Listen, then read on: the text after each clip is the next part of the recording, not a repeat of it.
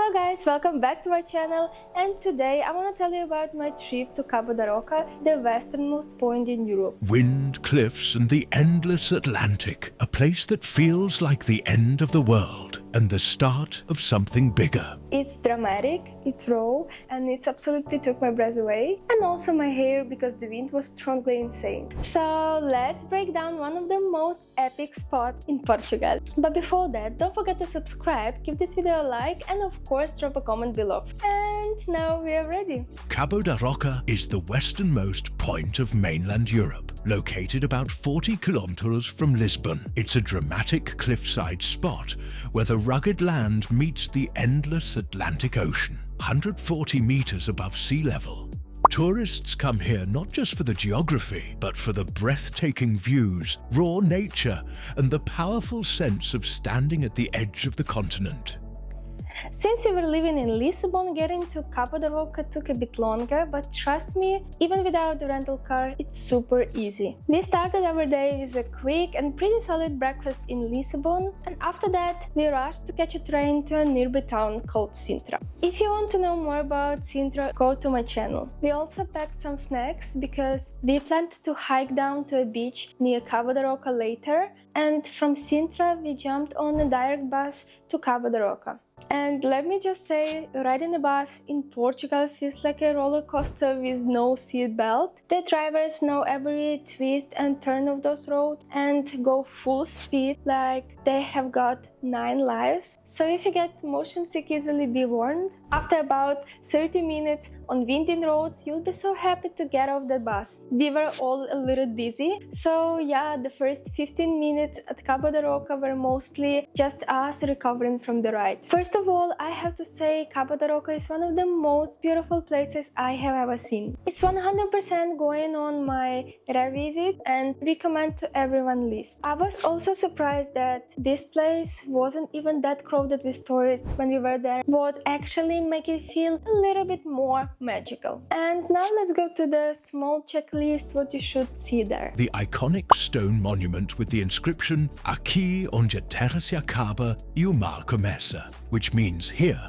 where the land ends and the sea begins. The giant cross at the top, just look up. The old lighthouse, and honestly, just walk around. The whole area is absolutely stunning from every angle.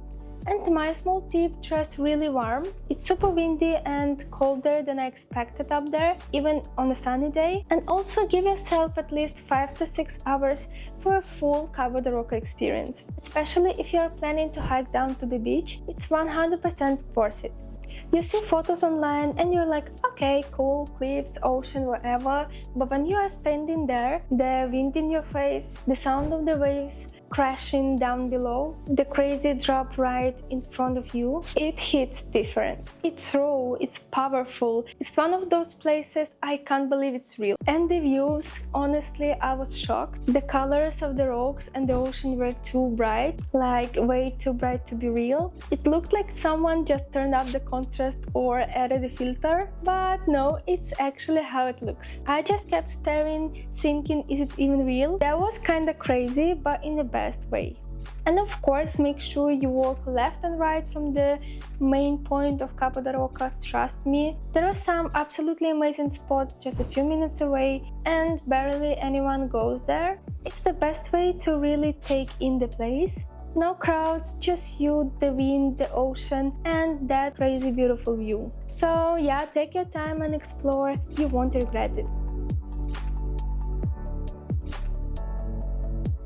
Now let's talk about insanely beautiful beach that 100% stole a piece of my heart. It's called Praia da Ursa and it's gorgeous, like absolutely crazy beauty. But big warning here, way down is seriously dangerous, like full on adrenaline mode. It's raw and absolutely stunning, but getting there, let's just say this beach makes you work for the view. There are a couple of ways to hike down to the beach, and yeah, there is one main path that is considered to be safer. Locals even go down there with kids and dogs. hills, so it's kind of possible. But be real, even that pass isn't exactly that safe. It's a steep slope, barely any rails, and there are parts where you literally have to climbing down rope, holding onto a rope. So if you are not into adrenaline or you are not super steady on your feet, honestly, this might not be for you. It's beautiful, yes, but it's also super wild. And of course, we only found out about the safer pass after we were already coming back from the beach. By that moment, the sun had already set, and even that easier route felt kinda terrifying. Climbing back up with just a flashlight, it's not the vibe for everyone. For that way down, we actually took another pass, and yeah, let me just say, it was absolutely dangerous. So here is my advice: check everything double before you go. Like seriously, watch where people are going, follow the locals, and do not just wing it like we did. At first, the hike felt pretty chill. We were walking down these easy trails with absolutely insane views all around us. At that point, it seemed really easy and safe. Nothing too crazy. And honestly, if you are not planning to go all the way down to the beach, you can totally enjoy a walk in that area. It's beautiful, peaceful, and the scenery is next level. But if your final goal is actually to get to the beach, I would seriously recommend avoiding that pass, because after like 10 minutes, the trail turns into straight up rock climbing between spiky bushes, literally hanging over a cliff. The pass gets super narrow and there is zero protection, and below you just rocks and the ocean. And it gets worse. At some point the trail is straight up broken, like there is a gap and you literally have to jump over it to keep going. And here is the thing: the adrenaline messes with your brain. It pushes you to keep going, and every time you hit a sketchy spot, turning back feels even scarier. So you just go forward. And the best part, when you finally make it to the point where you can actually see the beach, surprise! There is no real pass down, no steps, just a super steep rocky slope. You kinda have to slide down and hope for the best. Everyone on the beach staring at us like we have lost our minds. But once we somehow made it down to the beach, all of that was instantly forgotten. The view was just unreal. The mix of soft sand, wild ocean, massive cliffs, barely any people, complete silence. It all felt like something out of a dream. Like we just stood there for a minute thinking, is it really possible and real? So powerful and so peaceful. Some people actually hike down with tents and spend the night on this hidden, almost empty beach. We stayed to watch the sunset, and that was honestly breathtaking, like full movie scene energy.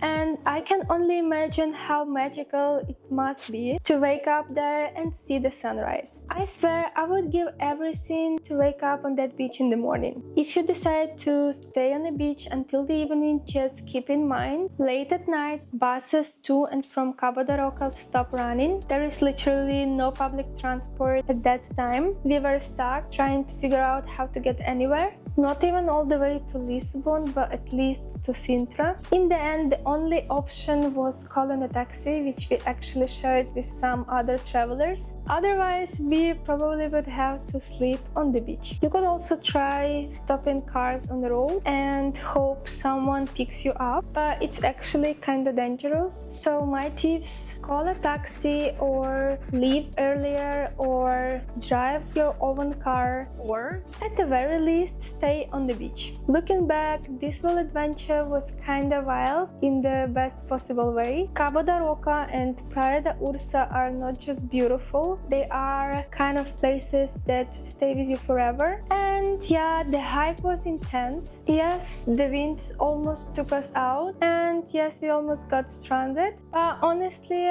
I would do it all over again. The views, the silence, the feeling that you are standing on the edge of Europe, it's something I will never forget. So if you are ready for a bit of chaos, a lot of wind, and next level beauty, it's your sign to go. Thank you all for watching this video. I hope you will find it both interesting and useful. And of course, don't forget to subscribe, drop a comment, and like this video.